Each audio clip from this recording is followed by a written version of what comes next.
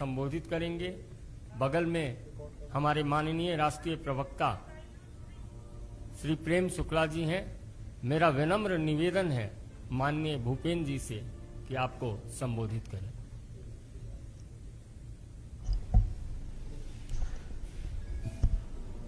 मित्रों, भारतीय जनता पार्टी प्रधानमंत्री श्री नरेंद्र मोदी जी को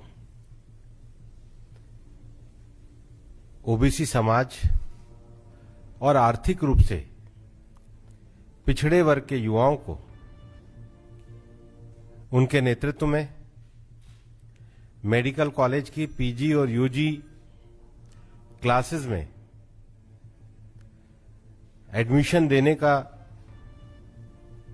निर्णय माननीय प्रधानमंत्री नरेंद्र मोदी जी के नेतृत्व में किया गया है, उसके लिए उनको बधाई देती है और उनका अभिनंदन करती है। ये एक ऐतिहासिक अवसर है कि लंबे समय से देश में समतामूलक समाज की स्थापना के लिए समाज के सभी वर्गों को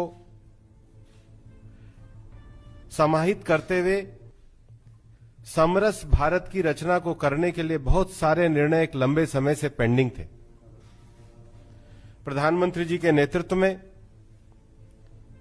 उनको पूरा करके सरकार ने सामाजिक समरसता का, समतामूलक समाज का और सभी वर्गों की भागीदारी को सुनिश्चित करने के जो संवैधानिक दायित्व उनको पूर्ण करने का प्रयास किया है।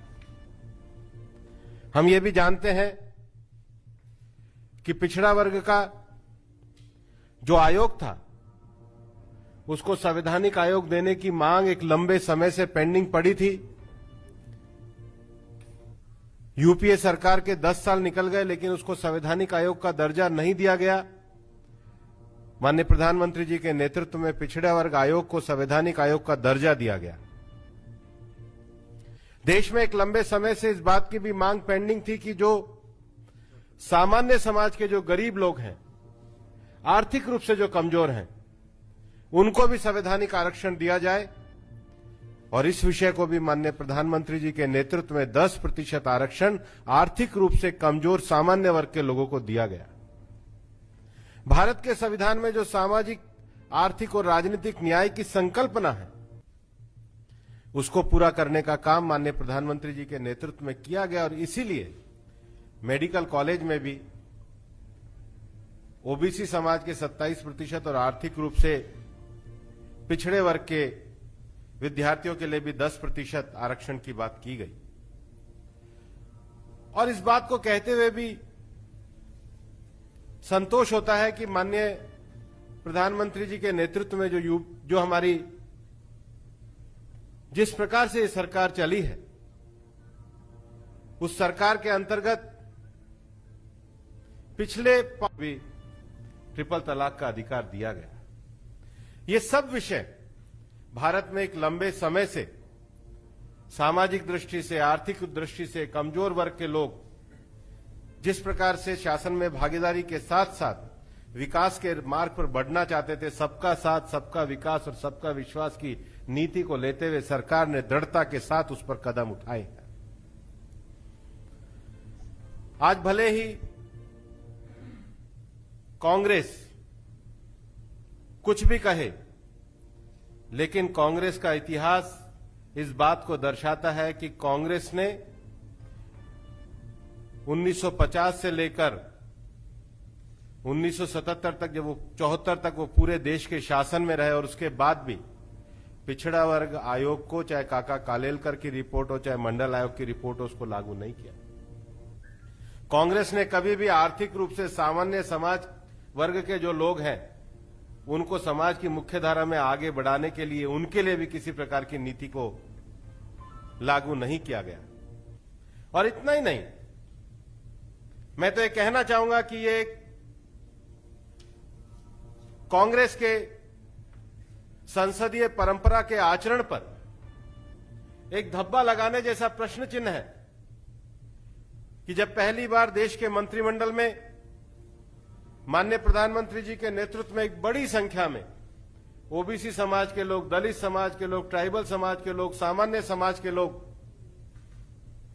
और सबसे बड़ी संख्या में महिला वर्ग इस मंत्रिमंडल में जब आए और संसद के सामने जब उनका परिचय कराना था, तो कांग्रेस ने अपने दुर्भाग्यपूर्ण आचरण से, संसदीय परंपरा की मर्यादाहीनता के आचरण से उन महिलाओं का परिचय भी नहीं होने दिया। ये संसदीय परंपरा और मर्यादा को तोड़ने का काम कांग्रेस के द्वारा लगातार किया जाता रहा है और इसलिए भारतीय जनता पार्टी की सरकार माननीय प्रधानमंत्री जी के नेतृत्व में सभी वर्गों को सामाजिक न्याय के लिए, सभी वर्गों के आर्थिक उत्थान के लिए पूरी तरीके से समर्पित है। और माननीय प्रधानमंत्री जी ने जिस प्रकार से हमेशा संकल्प किया है कि उनकी सरकार गरीबों के कल्याण के लिए समर्पित है, शासन में गरीबों तक उनकी योजनाओं को पहुंचाने के साथ ही साथ अपनी सामाजिक नीतियों के माध्यम से उनको अवसरों में भी उसी प्रकार की उपलब्धता प्रदान की गई है और इसके लिए हम सब माननीय प्रधानमंत्री जी का अभिनंदन करते हैं।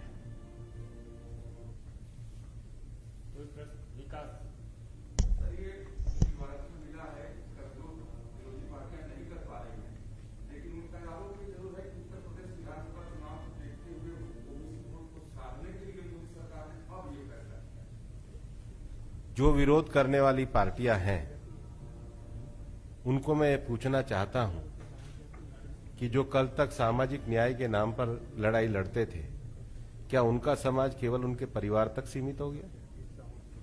क्या उनकी राजनीति उनके परिवार तक सीमित हो गई है? और मैं तो इनको ये कहना भी चाहता हूं, मैं तो उस संसदीय समिति का अध्यक्ष भी रहा हूं जिसमें ओबीसी वर्ग को संवैधानिक आयोग देने की बात की गई थी। उनकी क्या भूमिका है? और मैं कांग्रेस से भी पूछना चाहता हूं कि कांग्रेस बताए तो सही उनकी भूमिका क्या रही है। उनके शासनकाल में कहां वो रह रहे थे जब दो ओबीसी कमीशन की रिपोर्ट आई और उन्होंने लागू नहीं की। उनके सारे विषय राजनीतिक हैं और उनके भी जो विषय हैं ये उनके व्यवहार और विचार और उनके विरोधाभास को भी दर्शाता है।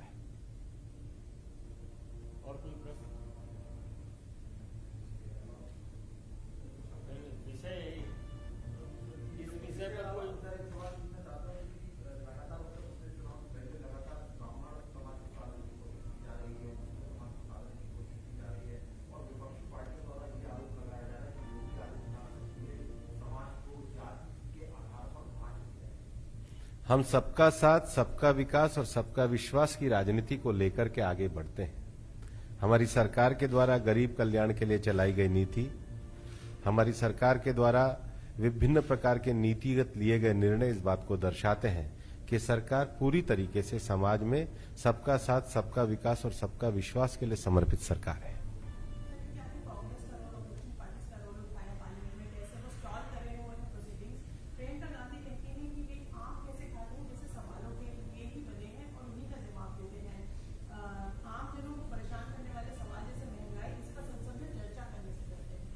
चर्चा कर रहे वो तो नारे लगा रहे हैं। चर्चा करने वाले तो अपने स्थान पे खड़े होते हैं। सरकार तो हर प्रश्न का उत्तर दे रही है। प्रश्न काल में प्रश्न पूछने वाले वैल में होते हैं, उत्तर सदन के पटल पे होता है। तो जिनको उत्तर सुनना है वो कम से कम जाके उत्तर तो सुने। सरकार तो पूरे प्रश्न काल में सब विषयों का उत्तर देती है।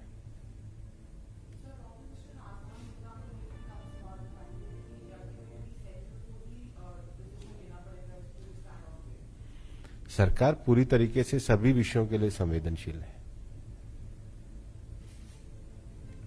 और कोई प्रश्न? बहुत बहुत धन्यवाद। बहुत बहुत धन्यवाद।